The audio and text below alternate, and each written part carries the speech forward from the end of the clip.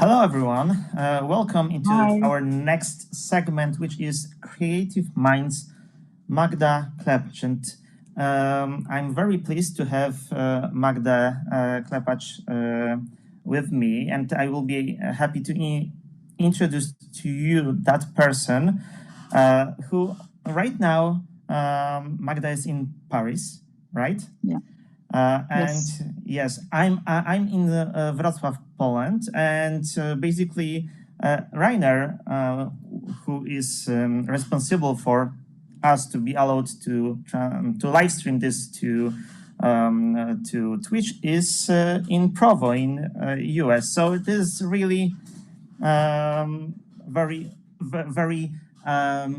very complex situation to that was crafted so we are able to talk about art, and we will be talking about you. So first question I will ask to you, Magda, is why art? Why are you become artist?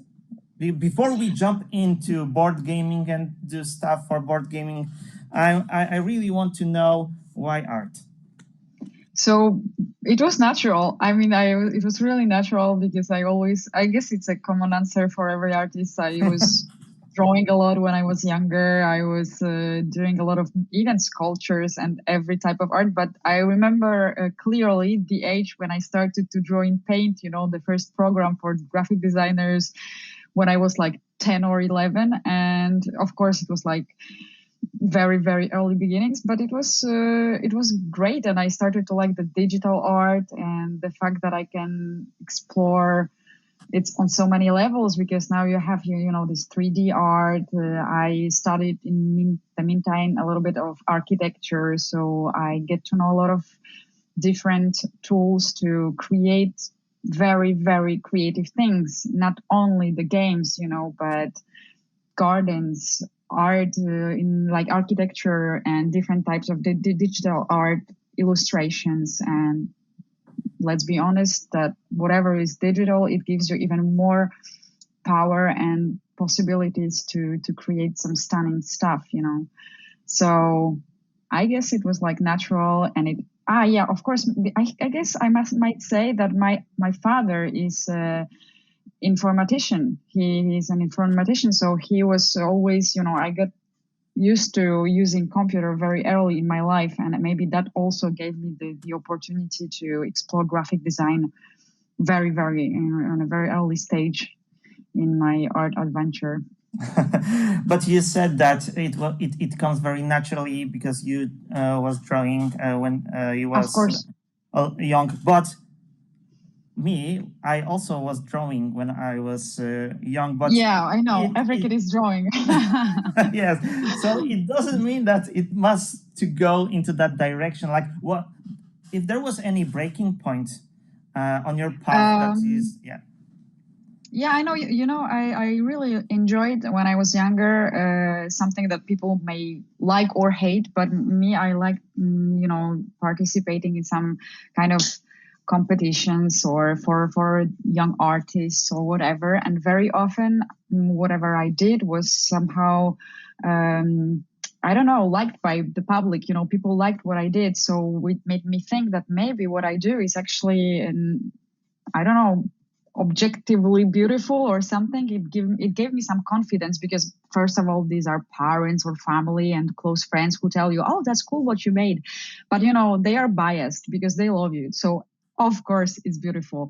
But then when you see other people appreciate your work, you just think, okay, maybe there is something into it. And I'm just talking like about some I don't know, when I was like 10 or 11, I already participated in some digital art contests or stuff like that. And I won some little prizes. It was nothing special, but it made me, I knew that I liked it. So it was not really, I worked a lot. I was drawing like the whole nights. And when I was younger, it was really easy for me. So I didn't feel so much the lack of sleep as like I do now, So I was drawing the whole days, whole nights. And that was kind of fun, and people liked it, and I won some prizes, which made me think that maybe bigger public can appreciate what I do. And I don't remember the one particular moment. I just remember that when I was younger, every friend asked me to custom their clothes, for example, and to draw something on them. I remember the first logo that I did when I was 13 years old for a music band, and I loved it. And I decided that when I follow this path, I will work, obviously, but it will be a pleasure as well. So as Mark Twain said, that when you like what you do, you don't really work. It's just like a leisure, So yeah, I guess I cannot place it in time precisely. I must confess that I also went to some drawing competitions in Poland. The one was about drawing some old Polish village. Yes, so we went to a campus when there was an old Polish village, and we pick one thing and we need to draw it. I draw it a windmill. Oh, nice. Yes, and like my artist career starts then and ends then as well. Okay. But so, well, what was wrong with the windmill? Or maybe you thought that it was so good that you cannot go any further than that. Yeah. Let's stay with the second option. Like, it was so amazing. I like, get it. Yes, like I did really my best. Yeah, it was like the contest jury said, like, no, like, we do not need anything more from you. Like, this is the pure perfection. And of course, stop there. Yes. Yeah, you are already a diamond. You just cannot go any further from there. I get it. Yeah. So you see, I haven't attained this stage yet. So I still try to do my work, and I wait for this moment to come, right? And then I don't know what I do. That's why, like, it was a very, very kind exercise we did right now to this contest. But actually, that's why I really appreciate all kinds of artists who like is able to draw things from top of their minds and basically. But are you specialized in a very particular type of art, or you you are very wide talented person? Well, I don't. It's not very humble to say, and I don't even think it's like particularly good or bad thing. I guess I can adapt to many styles, which can be considered as a like a huge quality in some cases, or maybe that I don't have just one style that I would like to stick to it, and I guess I have some preferences, but I work for many different clients on many different projects, and I actually love changing style. People who know me for a long time, they can somehow recognize me every time I do something, even though for me it's different, but they see, we can see that it's you who did it. So probably there is something into it, but I can change quite easily and adapt to different styles. So, well, good or bad, I do that, and I need that because that's how I can somehow feel challenged every time. I have a huge problem with sticking to one style for longer than a year, or at least I have to switch to something and to go back to this style that I explored before, because I don't feel it's challenging anymore. Like, for example, now I paint a lot. Like, I really do these acrylic paintings and stuff, which is completely like in my free time, and it's like a different medium. I already did that in the past, but then for several years I focused on digital art, and I felt like I missed it, because digital art is a little bit easier, because you can change stuff whenever you want them. When you do something on real canvas, once it's done. You really have, you just feel the challenge, So I guess I need to explore different styles, different mediums. And now I try a little bit of the 3D art, because every time I just want to go beyond the skills that I already acquired, sort of, just to progress, not to stand still. Standing still is all right, but for a while, at some point, you just want to go forward and you want to explore different ideas, different mediums. it's just like how we evolve, I guess. And I guess that every artist, even those who have, their own style, that you see it and you say, okay, it's him or her. I guess these people also need to sometimes change at least the medium, or switch from painting to sculpture, or from video to photo, or whatever, because otherwise, I guess it's you just don't create anymore. It's just like sort of mechanical, like the repetition. It doesn't feel new anymore. So I guess it's I feel you. Like a lot of time, I rewatch the Abstract TV series on Netflix because it's amazing to see all those artists from like their workshop and how they making all those stuff. And there is like the very first episode of the first season is about like kill me because I cannot remember names. So I'm too far to kill you. Don't worry. So there's that guy who for a quite long time was doing the covers for New York Times, those very famous covers for New York Times, and he's living in Germany, in Berlin right now, and there he has his workshop, and basically each of the cover he did was mostly in a very different style, even though he's very well known from his own approach to the art and how he see live events and try to depict them and make an art. But thanks to this program, we was able to see how he like crave or craft his imagination. And there was moments when he went to his workshop, he opened a drawer and spilled the Lego pieces on the table.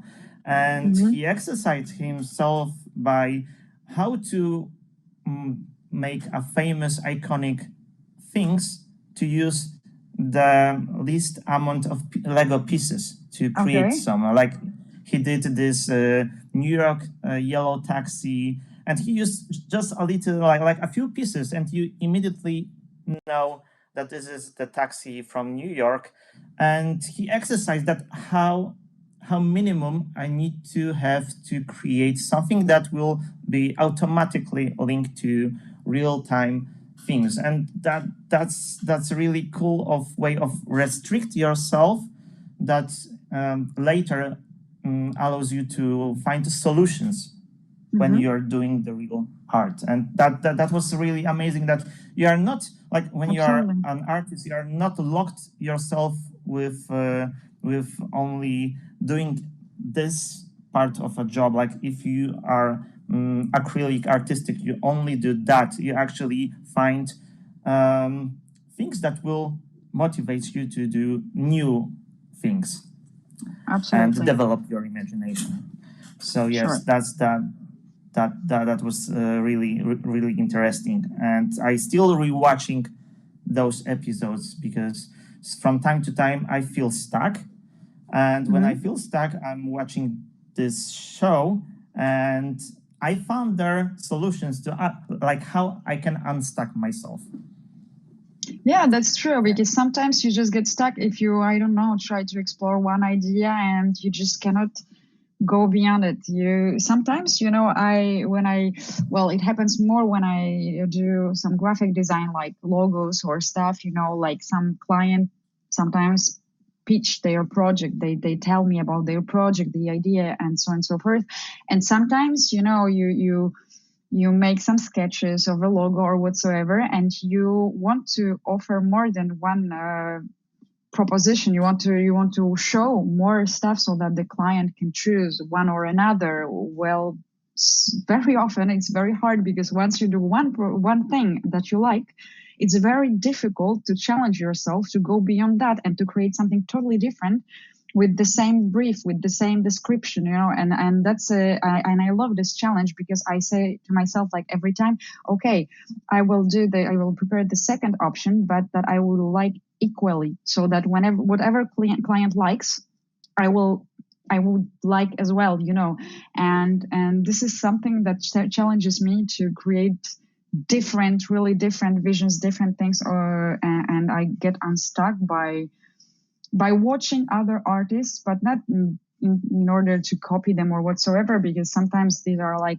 totally different things. Like, I go to the museum and I watch paintings, and then I come home and I remember that I saw this color with another color and it worked really well, just the association of colors, and it makes me think that maybe if I try this instead of that, it would work, So I guess that what you have to do in order to unstuck yourself is to try again different things, and to get inspired by many things, that just to observe, like me personally, I'm inspired, and I like sort of admire, but really a lot of I have a lot of appreciation for people who do art that personally I think I wouldn't be able to do, because, for example, ceramics, I could do it in the way that sometimes I do it because it is fun. I like to play with clay, and I like to stuff with it, even though it's probably not as beautiful as for people who really do it on daily basis, and they are like ceramic artists, obviously. But there are like some mediums that I would never touch, like glass blowers.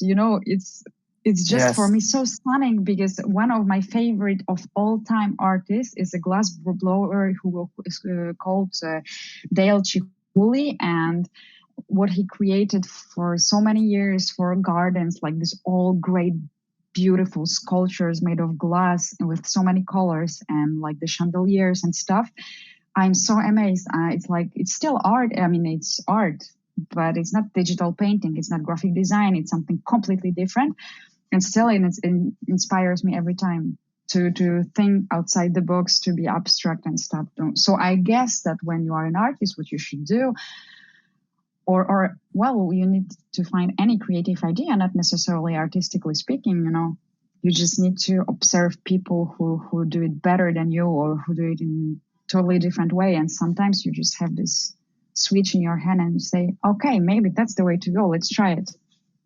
I think so. You actually bring a valid point that when you want to inspire by yourself, it doesn't mean that you need to look on other artists' work. Sometimes the inspiration Absolutely. came from visiting a place or doing Exactly. a different thing. Like when I try to design a mechanism for a game, I very often look for inspiration in quantum mechanisms.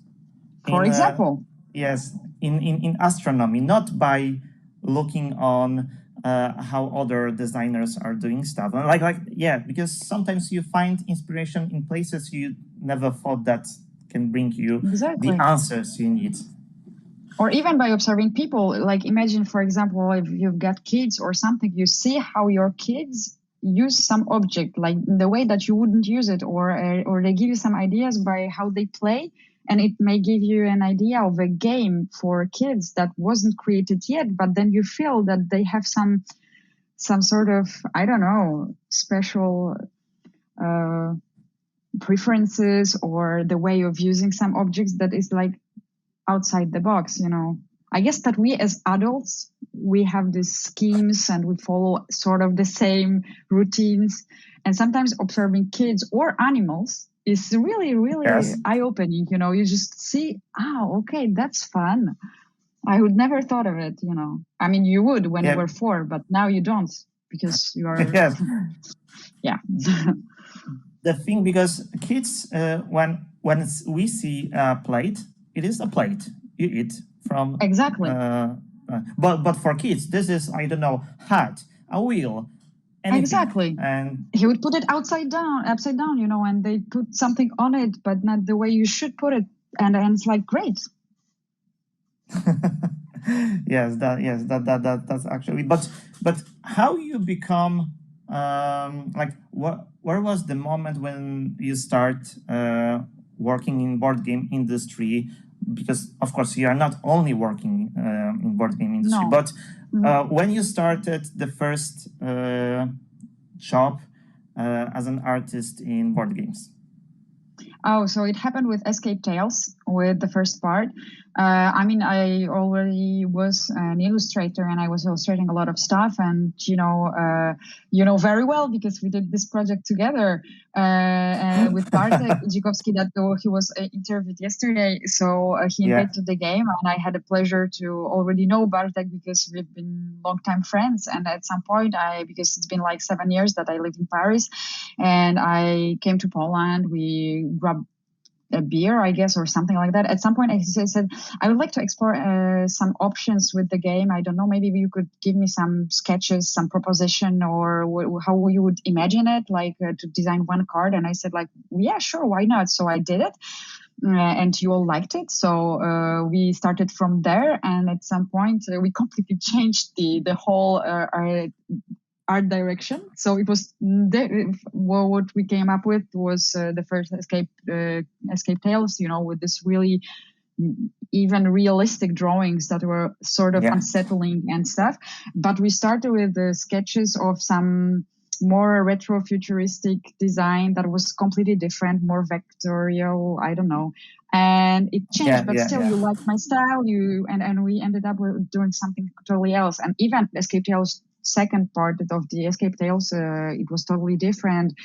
And in the meantime, as I already worked on board games, I was contacted by friends of yours to do some packagings or some cards to another game, and that's how it started. At some point, it's like people talk and they say, okay, she does that, maybe you want to work with her, why not? And I guess it's generally when you are an illustrator or graphic designer, that's the thing, that people start to recommend you, or you follow some people and they follow other people, and somehow the connection is made. I guess it's at this point is connections, and you have to be good at what you do and professional. I guess these are the qualities that are also important. I know a lot of artists that are really just marvelous, and generally I admire them a lot, but maybe they are hard to work with. There are also different qualities beyond art that are taken into account. So then you stick to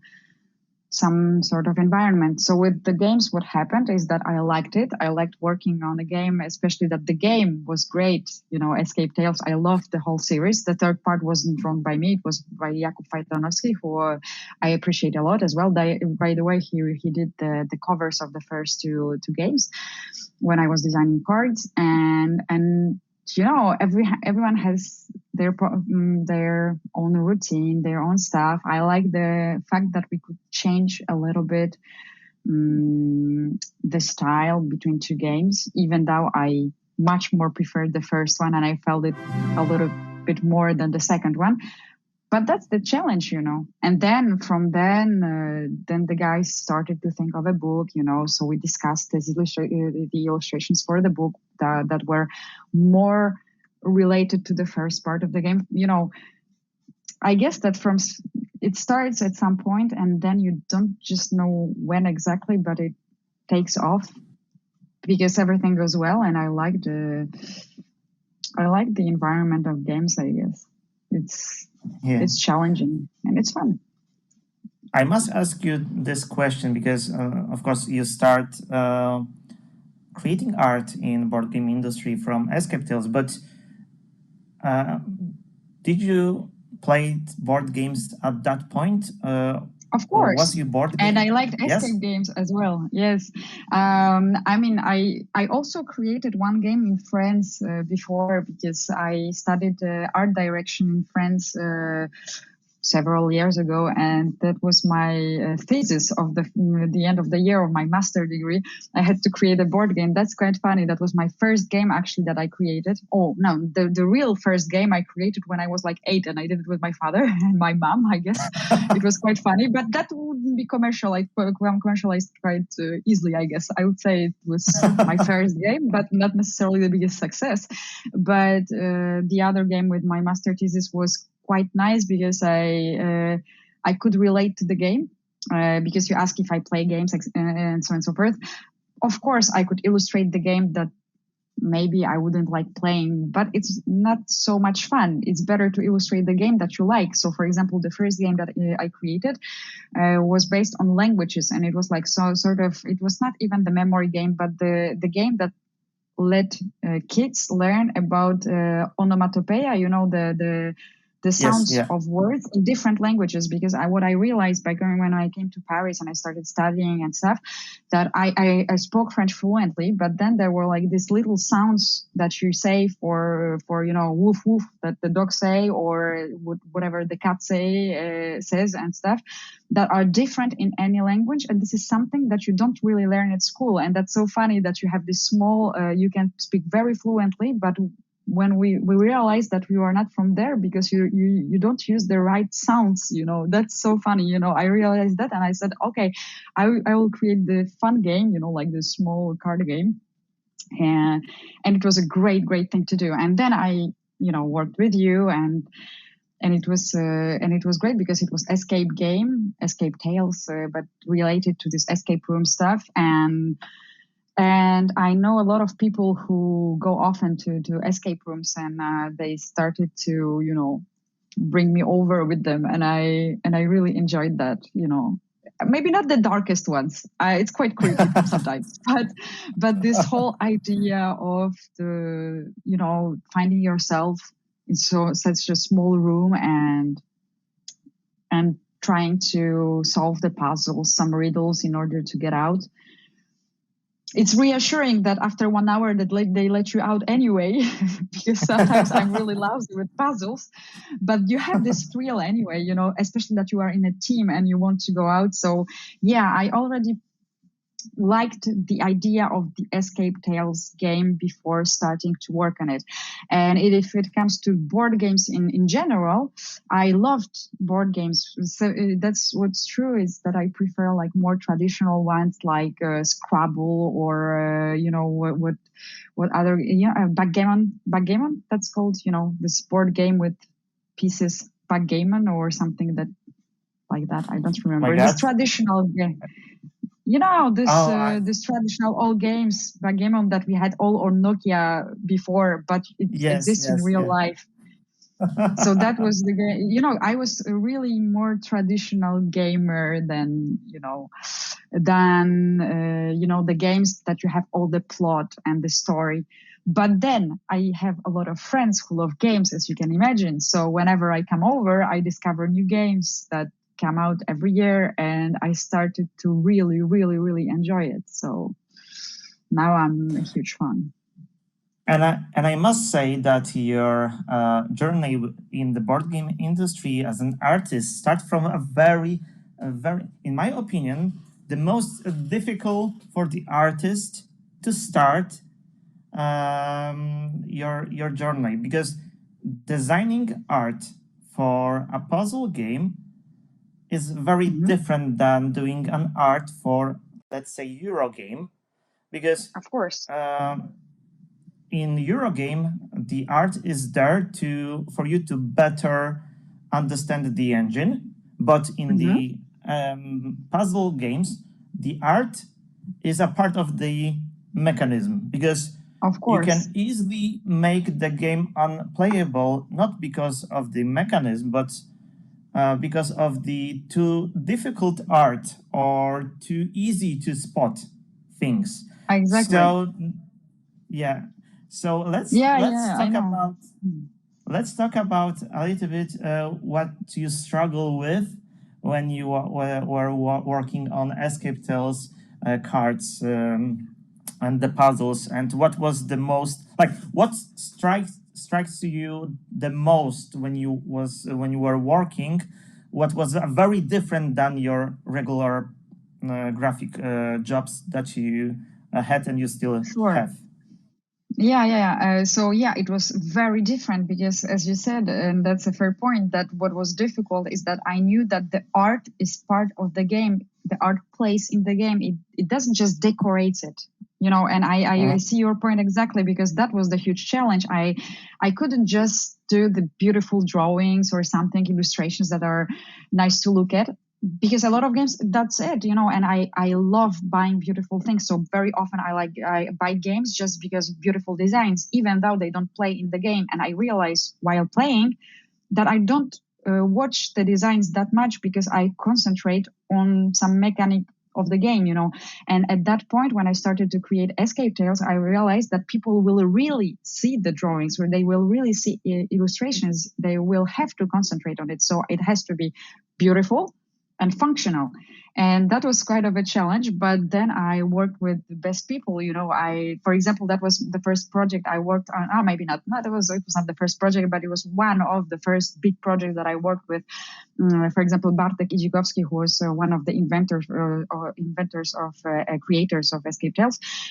So I guess that we have somehow the vibe that we see our points quite easily. And he prepared, for example, some sort of sketches with his hand, and he made me some sort of descriptions of cards. And when I didn't get something, because I had to understand puzzles in order to design them, and even sometimes I was like looking at the puzzle every time they explained to me what it is about, so that I could understand easily and I don't feel that stupid. But sometimes I was looking at it and I was like, oh my God, it is very difficult. How I don't get it, and how can I make people understand it? So I was spending some time with the guys, and I like, okay, so when you do this, then you do this, okay, yeah, I start to get it, and that was funny, but once I got it, it was great, because you have the satisfaction that, for example, there were like hidden things and stuff. And I remember so well when I started to do the first cards without spoiling so much, they were like part of the decoration, like the skulls, for example, there was some skull that was on the card, the final card that was printed. It was like such a small skull, but I wanted it to look so realistic, and I spent 3 hours drawing this fucking, I'm sorry, skull. And that was so funny, because then I realized, okay, no, now I have to really realize that every object matter, and it has to be beautiful, but it has to be functional after all, and then it is on the small card. So what I found difficult is that everything was important, so everything took a lot of time to draw, because I knew that this detail will be really seen, and the fact that after all you see the card printed, that is this card small size, and I remember myself zooming to the picture in order to do it in a very, very detailed. So yeah, I guess that the perspective was difficult. I mean, the perspective that you focus so much on these details, because they are so important, and it's very important, and it's printed, it's beautiful, it's nice, and you see it very easily, but you are sort of sad that you don't really see this defibrillator very, very closely. You look at it from very far. When I spent 3 hours drawing each button on it, that was quite frustrating. This is something to remember when you are an artist who want to be a part of this industry, that the same as singers, as professional singers, they are, even though they know how to sing, they have a beautiful sound, the trainers teach you how to use your sound very effective, without so much effort. And basically the same thing as you said, you spend 3 hours on a thing that 99% people will not even notice that there was such a thing. And after you do your first board game as an artist, you most probably, because I'm not an artist, but I can imagine that then you realize that, all right, next time I will be doing the next board game, I will be able to save some time by not going in such much detail. So I will, Exactly, you are so right. You optimize your time. It's like you are more efficient every next time that you do something, because you realize, okay, this detail is important, so I need to do it really well. everything must be beautiful. But the I think what is the trap of digital design is that you can zoom into Zoom your in. canvas, and that's the thing, and that's why I have to sometimes me personally, I like, first of all, I like drawing on paper and paint or whatever, but I don't have so much time to do that because I work a lot and stuff. But sometimes I really need to, because it gives me the perspective. I still have this kind of a reflex that when I draw on paper, I try to zoom in with my two fingers, in order to and then I realize, no, that's okay. I cannot do it in any more details than I already did, because people will not see the details. It's as big as it gets. It will not get bigger. And that's so funny when you realize that. So yeah, that's the problem of digital art.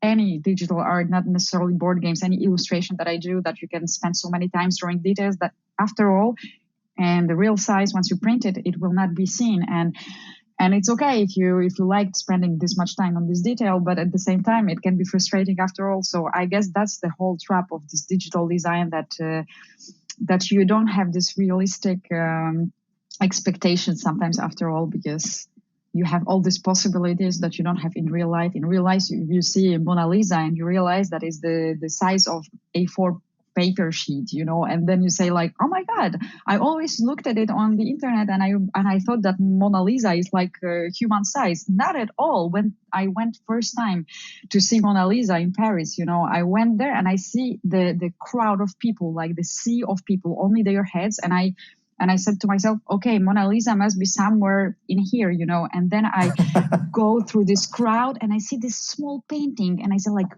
really?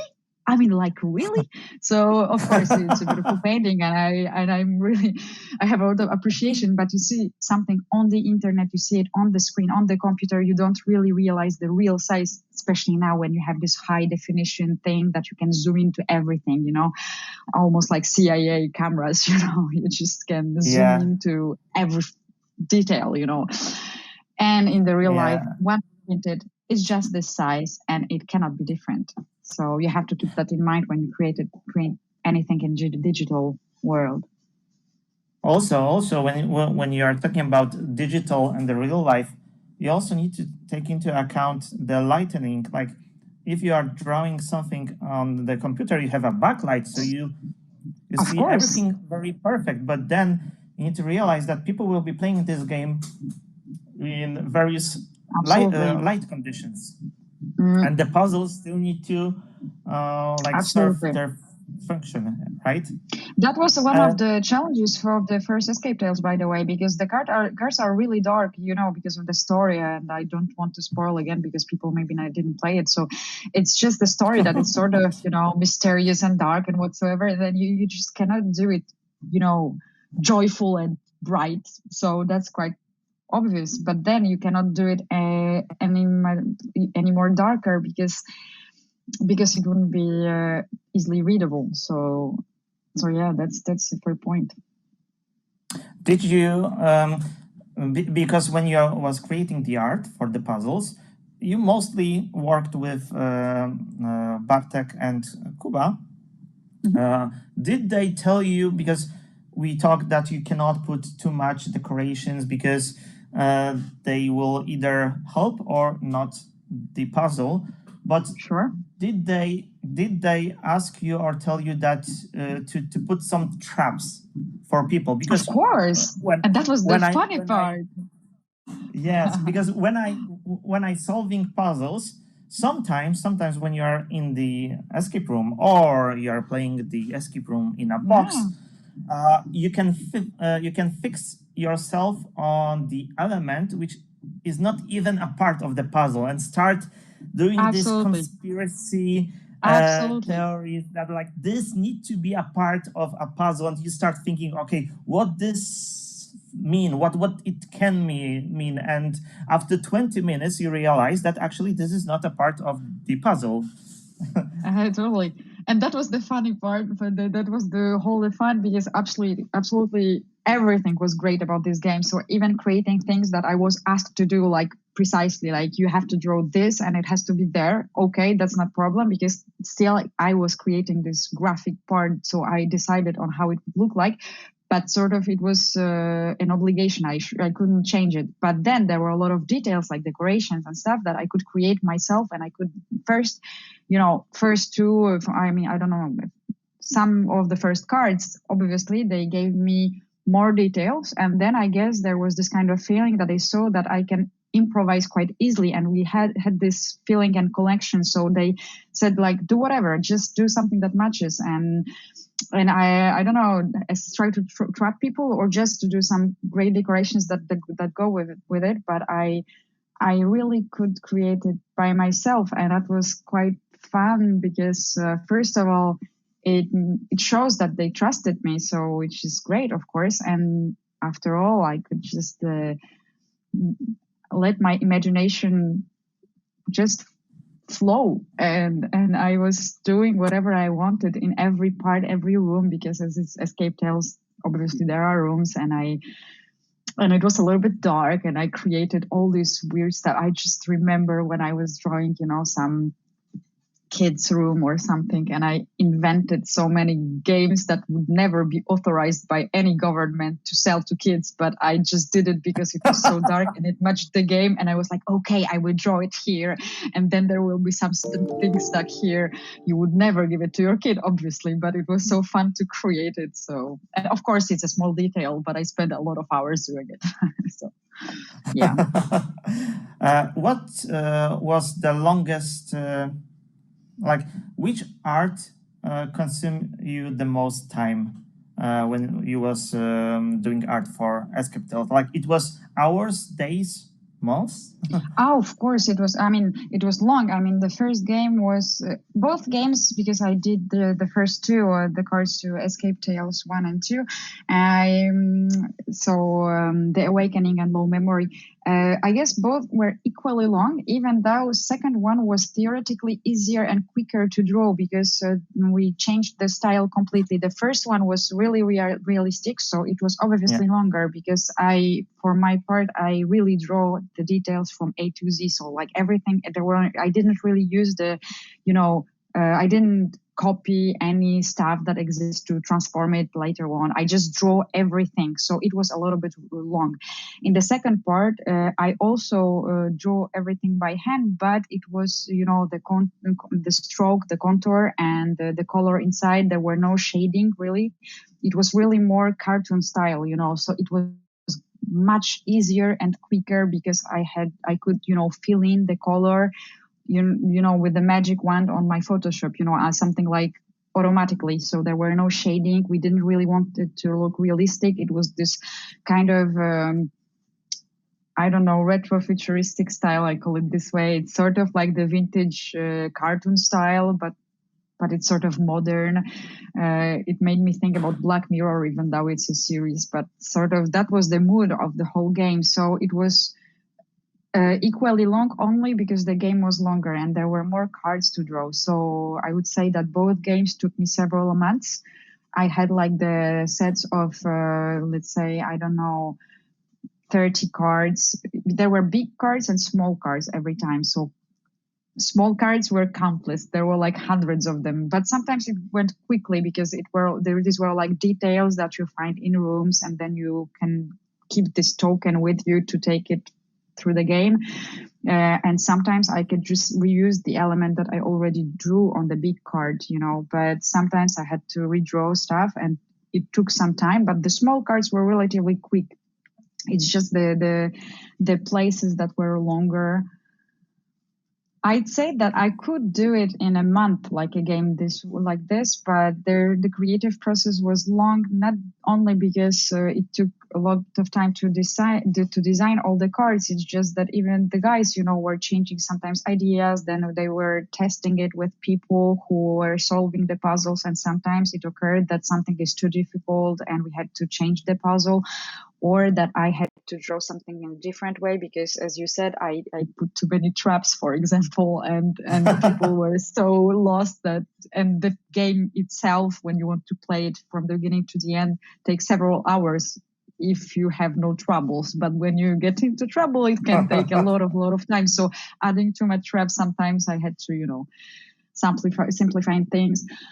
But yeah, it's a long process, I would say, on many levels, not only artistically speaking. It's just that not that easy, as you said, because the art plays in the game and it's not just a decoration. If it was any other game, I guess, just to put some beautiful drawing in, I'm not disrespecting any other game. I guess that every game is very important, but let's say that it doesn't play in a game, then you can do it quickly because there are rarely a lot of modifications. You can change some stuff later on to look more beautiful or whatsoever, but they won't ask you to change it because it makes people lost. While in this game, what was really important is that the game was playable. I don't know if you can say it that way, but that's my point. So that's why it was long. Yeah.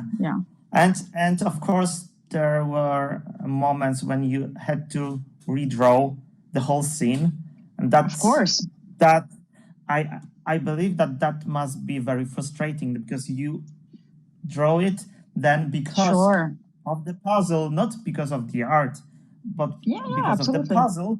You had to do it again, and sometimes again once more time, and I guess it happened. Of course it happened, but I don't really remember that many big changes. I guess that most of the changes, maybe it's because the first game we did it like several years ago, and since then we worked so many times together. So first of all, it's not even the way we work together that goes well, but then the guys, also created so many puzzles that they sort of can avoid these big mistakes. So they can really imagine how people think. Maybe it's also because they are passionate about escape rooms, escape games and stuff. So I guess that I don't remember this kind of problems that we have to redraw every single thing in the page. Very often there were like small things that people didn't see or whatever, but it might have been like one or two big drawings that I might have to redraw, but honestly, I don't remember that much. I guess these were like small modifications, but I guess it's just the expertise of guys that were just used to escape tales, escape games, I mean, in general. So if you do a lot of stuff like that, you just know the puzzles and how the human brain works, and maybe that's the reason. And plus we tested a lot of puzzles with sketches, for example, not necessarily with the final design, which probably helped as well.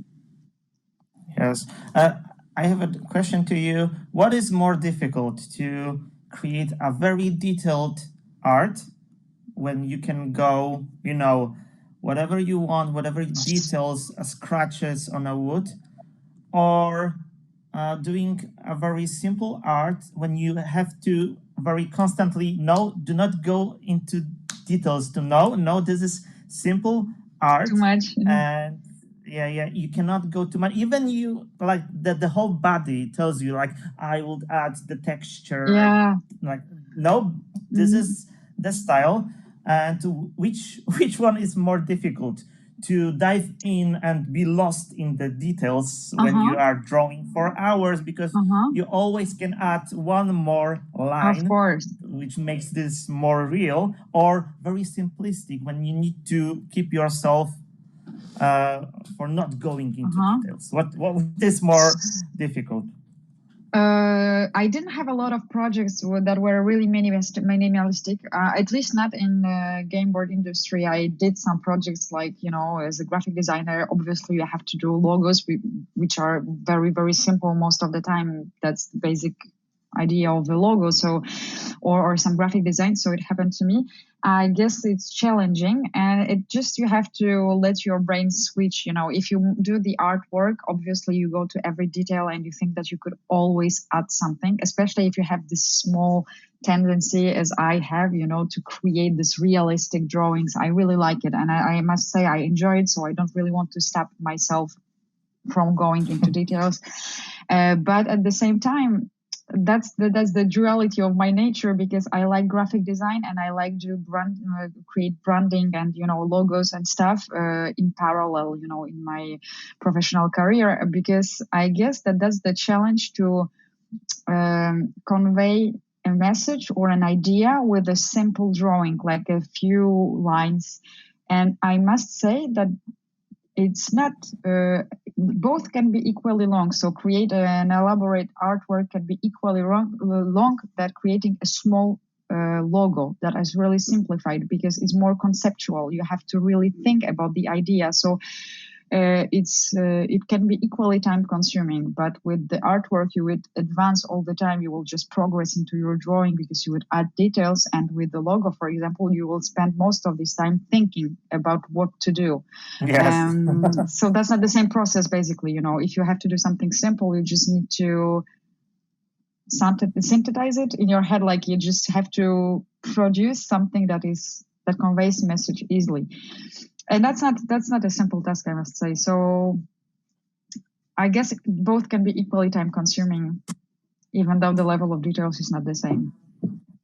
I will ask you another question, because we also talk about it. I asked the same question, guys, yesterday when we were talking about escape room, how to design escape room puzzles and so on.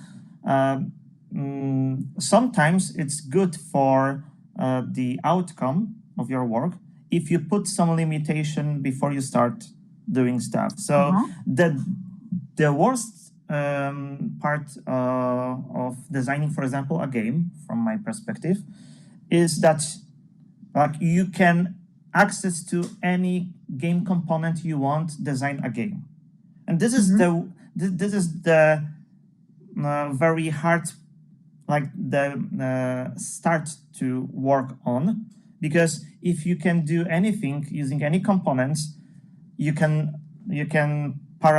this vision can paralyze you. Absolutely. Yourself. Sometimes I saying okay, I will create a game which only contain cards, 20 cubes, 12 meeples, and I will start from this environment. Yeah, that's great. Are you doing something similar? Maybe when you start, I will use only those 3 colors or this brush. Exactly. That's what I wanted to say. It's not exactly about the colors. Sometimes brushes. I remember because recently I was illustrating a book for guys.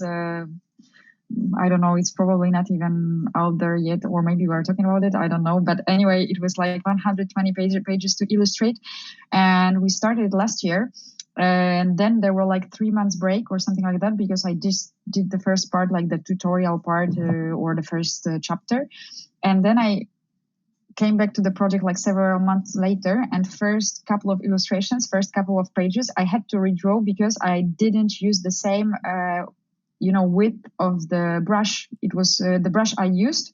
I don't know why. I just, I was convinced that it was the good one, and I didn't really put the one artwork next to another to compare, So I did the same style basically because it came really naturally to me. It must be something I feel really well, So it was not about the style. The style was the same. But when you saw the pages, then you saw that some pages were thinner, the detail, more, maybe not even more details, but the brush was thinner and stuff like that. And I said to myself, I should have noted it somewhere. I should have jotted down, next time when I do long project, and that I'm supposed to do it on for a couple of months. Because it can happen that the project is on some sort of standby, and meanwhile you do other stuff. So basically, you can forget how you did stuff, So from now on, I write down always the name of the brush that I use, because sometimes I have, of course, my 2 favorite brushes or 3 favorite brushes, but then sometimes I change because the style of the game changes. So the name of the brush, the width of the brush, on the kind of canvas I'm using, and the colors. Well, it depends, For example, that was black and white, so it was a little bit easier with this part. But for example, if you can, So when it comes to some other artworks that I create, and I want this, coherent, and the colors go well together. I start with like 3 or 4 color combo, and then I go from there because, I use this, color circle to see the complementary colors, and then it comes naturally. I like colorful stuff basically, so I work with colors all the time. Sometimes I have to limit myself because I have the tendency to use too much of them. So it's a challenge for me. For some people, using colors would be a challenge. For me, reducing them is sort of a challenge. That's funny. So are you where are you seeing yourself in the near future? Do you want to work more in the board game industry, of course, or you want to of course, what you want to test? Where is the challenge for you? Okay, so for me, obviously, I can really answer this question quite easily because I was thinking about it lately, and my huge challenge that I would start exploring very soon, it's just a matter of time because I still work a lot, and I started to appreciate having the weekends for my own, because before, even several years ago, I could work like 7 days a week because it's also my passion. But then I realized that after 30, you just need some time to sleep. And my wrist needs some time to rest because it happened to me to have this sort of inflammation of this part of wrist, whatever, because I was drawing for many hours without break. And, at some point your body tells you, okay, you have to chill out, girl, So I will find time for it, and I will explore the 3D world a little bit with ZBrush or some other tool, that lets me create this realistic spaces and characters that I can actually develop in 3D, and not necessarily for the games. It can be for artworks. I don't really have the idea behind it why I would do that. I just want to do it because I like creating characters, for example. And I have a client now. I have a lot of different artistic jobs that are illustrating stuff, and one of them is creating some kind of mascots and some kind of characters for one of the companies I work for, and that's great. I like doing it. So maybe it would be an idea to, I don't know, create some characters that can be really in 3D, animate them later, something like that. I don't know from there where it would go, but creating something in 3D that I could really manipulate from every angle, I would really enjoy that. It takes time, but I will. So I hope you will succeed. And I can only imagine that this will not be an very easy and short path. but it's just what I want. Yeah, and this is a part of journey, right? Exactly. I don't put pressure on myself. Exactly. Yeah. So for those artists who are watching us, I will ask you the question: what is your setup? What are the most useful tools starting from device you are using on daily basis? Okay, so obviously it's my computer, which I use on a daily basis because I do 80% of digital art. So even the sketches I do on either my iPad Pro, because that's what I prefer recently, as it has this integrated computer in it. And it's just, I love my Cintiq because I have Wacom Cintiq, the big graphic tablet that I can connect to my computer. But as I move a lot where I work, even though I try to remember now to have all this comfortable setup to work, which limits me a little bit, and I cannot go everywhere to work everywhere where I want. But it's still easier to take your iPad that has everything in it than your tablet that you have to connect to your computer, and so on and so forth. So obviously I have two, because iPad, maybe I guess you do, because I probably use it. The battery runs low quite quickly, and sometimes you need to have backup. The charging of the battery is not proportionate to the speed of when you lose it. You know what I mean. So basically, I have both. I have my tablet, I have my iPad, I have my computer. Obviously with the pen.